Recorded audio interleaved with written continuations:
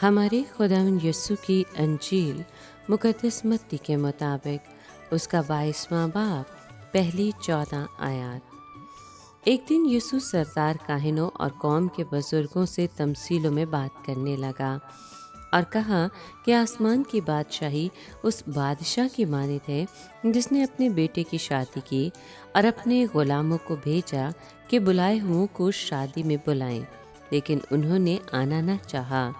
फिर उसने और गुलामों को ये कहकर भेजा कि बुलाए हुओं से कहो कि देखो, मैंने ज़ियाफ़त तैयार कर ली है। मेरे मोटे मोटे बैल और जानवर ज़िबा हो चुके हैं और सब कुछ तैयार है, शादी में आओ।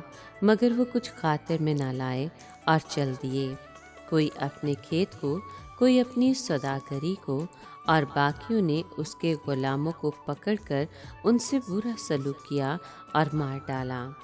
इस पर बादशाह गज़बनाक हुआ और अपनी फ़ौजें भेजकर उन खूनियों को हलाक किया और उनका शहर फूंक दिया। तब उसने अपने गुलामों से कहा, शादी की तैयारी तो हो गई है, पर वो जो बुलाए गए थे लायक ना थे। बस तुम चौकों पर जाओ और जितने तुम्हें मिले शादी में बुलाओ। और उन गुलामों ने सड़कों पर जाकर क्या बुरे क्या भले सबको जमा किया और ऐवान शादी मेहमानों से भर गया। और जब बादशाह मेहमानों को देखने अंदर आया तो उसने वहाँ एक आदमी पाया जो शादी की पोशाक पहने न था, और उसने उससे कहा, ए मियाँ, तू शादी की पोशाक पहने बगैर यहाँ कैसे आया? मगर वो खामोश रहा। तब बादशाह ने खादिमों से कहा कि इसके हाथ पांव बांधकर इसे बाहर के अंधेरे में डाल दो। वहाँ रोना और दांतों का पीसना होगा, क्योंकि बुलाए हुए बहुत हैं लेकिन बरगज़ीदा थोड़े। पाकलाम के पढ़े और सुने जाने पर खुदावंद की बरकत हो, खुदा का शुक्र हो। अज़ीज़ दोस्तों, आज के कलाम में हम एक खूबसूरत तमसील सुनते हैं। जहाँ तक इस तमसील के मतलब का ताल्लुक है तो बादशाह खुदा है और उसका बेटा खुदावंद यीशु है। शादी की ज़ियाफ़त उस खुशी के जश्न की नुमाइंदगी करती है जो आसमान की बादशाही की ख़ासूसियत है।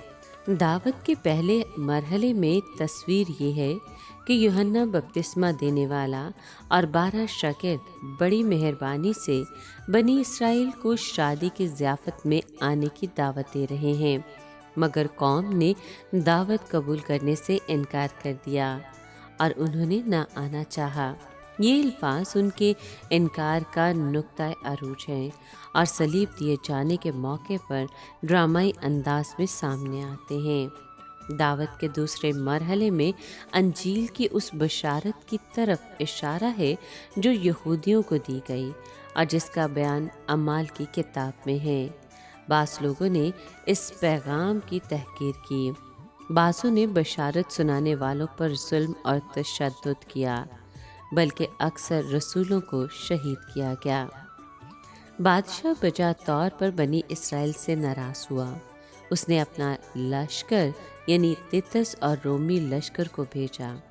उन्होंने 70 की दहाई में यरूशलेम और उसके अक्सर बाशिंदों को तहस नहस कर दिया। वो इस महफूम में उसका लश्कर थे कि उसने उन्हें इसराइल को सज़ा देने के लिए आलाकार बनाया। अगरचे वो शख्सी तौर पर खुदावंद को नहीं जानते थे, मगर थे वो उसी का लश्कर।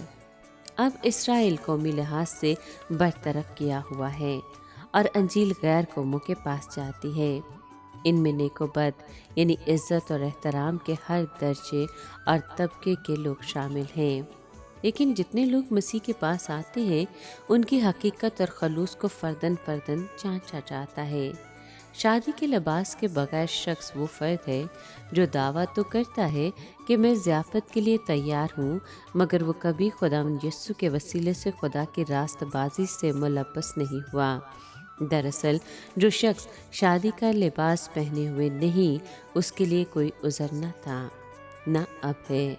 उस ज़माने में रिवाज था कि जिस शख्स के पास शादी की पोशाक नहीं होती थी उसे मुहैया की जाती थी। صاف ظاہر ہے کہ اس شخص نے ایسی پیشکش اور اعزاز سے فائدہ نہ اٹھایا، اور جب بادشاہی میں داخل ہونے کے لیے اس کے حق کو چیلنج کیا گیا تو مسیح کے بغیر ہونے کے باعث اس کا منہ بند ہو گیا۔ باہر کی تاریکی اس کا مقدر